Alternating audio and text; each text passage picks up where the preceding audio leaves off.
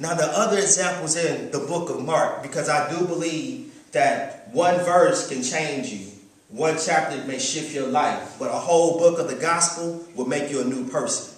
So I do believe you need to spend time studying entire books of the gospel in order for the full effects of what God has for you. So in the book of Mark, there's another story with Christ. And he's in his hometown of Nazareth. He goes into Nazareth, he's preaching in the synagogues, in the churches, and then all of a sudden, people within that church, people within his own hometown started questioning him.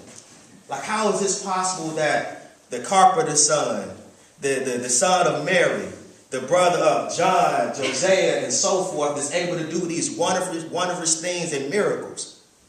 And Christ looked at him and said, because of your unbelief, I can't do anything. Because of your unbelief, I can't do anything. Now we know that Jesus was the preacher of all preachers, the elders of all elders, the overseer of everything. But can you imagine a moment when Jesus knows that he can't help the people, not in the city, but in your own hometown? In your own congregation. This might have been the church where he grew up at when he was a little kid or something. Who knows? But because of their unbelief, he couldn't do anything. And we know Jesus went to Samaria and talked to the woman at the well. We know Jesus went to the most desolate places and spread the gospel and healed people. But can you imagine once the story was finally told, how those people felt that knew I had an opportunity through my faith to be changed, but I didn't take it because of my own personal unbelief. So as a community, we need to be unified on our belief system. What we hold the gospel to be true in our hearts. It can't be divided amongst any of us because the leaders can pray. You can read the word for yourself. But if you don't collectively be on the same page, the gospel will fall on deaf ears. So it's the charge for us in this community to live out our faith. But also there was another example that Jesus experienced with those he put to oversee the gospel, with his apostles. There's a story about them trying to heal a man whose son was possessed by demons. So the apostles went there, going through the motion, acting out what they thought the faith was, but the son still didn't get delivered. The son still didn't get changed. So the man comes up to Jesus and says, can you help my son?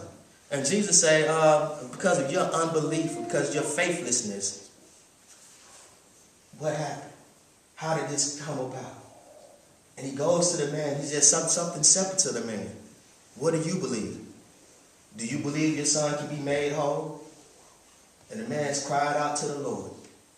Yes, I do believe my son can be made whole. And because of that, Christ said it again. Because of your belief, your son is made whole. The demons are cast out. So it takes us beyond just a simple do I sometimes feel it? Do I sometimes not feel it? Am I in this moment? Am I not in this moment? What it ultimately comes down to the gospel that you're going to stand upon. Where it resonates in your heart.